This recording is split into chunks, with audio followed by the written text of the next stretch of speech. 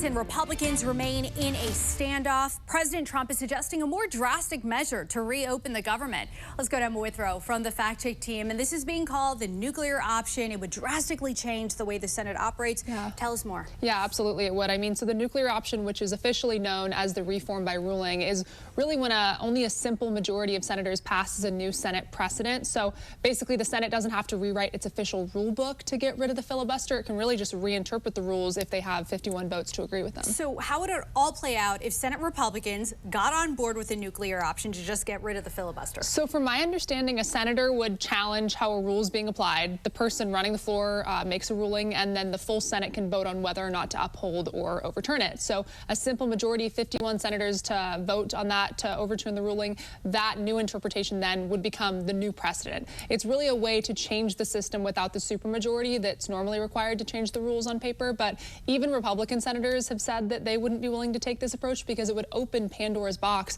when it comes to passing legislation with just a simple majority rather than those 60 votes that are normally required. So it would really just give an unprecedented amount of power to whichever party is controlling both chambers in the White House. And also interesting, Senate Majority Leader Thune breaking with Trump on this, so we'll see. Yeah. We'll see how far this goes. Emma, thank you. Thanks. Later on, Emma will be back to break down when the nuclear option was used in the past. President Trump is pushing Senate Republicans to desert negotiations with Democrats and use the nuclear option to eliminate the filibuster and reopen the government.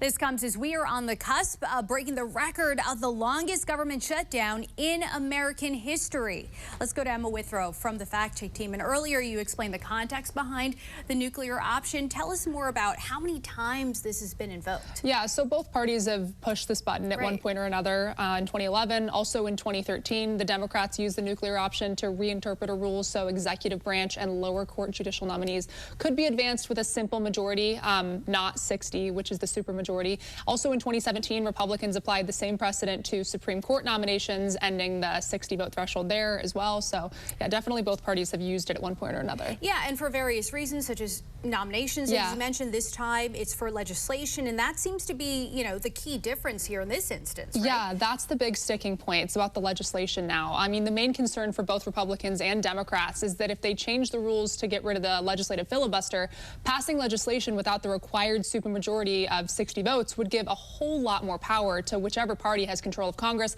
and also the White House. So it wouldn't really just change how the Senate operates. It would kind of change what the Senate is. I mean, the minority party would lose almost all of its leverage to block or negotiate bills. It would also shift the Senate from a chamber built on consensus and debate to one that more so functions like the House does right now, where it's like majority rules, minority sidelines. All right, interesting topic. Emma, thank you. Thanks. For more on this Fact Check team topic, including links to Emma's sources, scan the QR code or visit the National